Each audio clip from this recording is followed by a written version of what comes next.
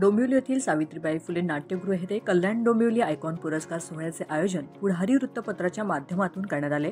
यावेळी कला, साहित्य, क्रीडा, राजकारण, समाजकारण आणि उद्योग क्षेत्रात उल्लेखनीय कार्य करणाऱ्या व्यक्तींना सन्मानित करण्यात आले।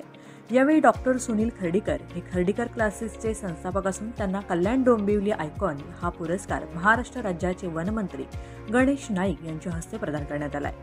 मागील 30 वर्षांपासून शैक्षणिक क्षेत्रात कार्यरत असल्याने आज खर्डीकर शिक्षण प्रसारक मंडळाच्या माध्यमातून अनेक उपक्रम राबवले जात आहेत।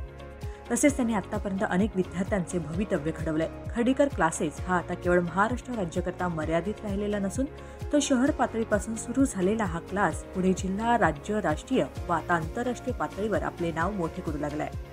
तमिळनाडू, आंध्र प्रदेश, कर्नाटक, केरळ, ओडिशा त्याबरोबरच दुबई अशा वेगवेगळ्या राज्य व देशातून 18,000हून अधिक विद्यार्थी उत्तीर्ण झालेत।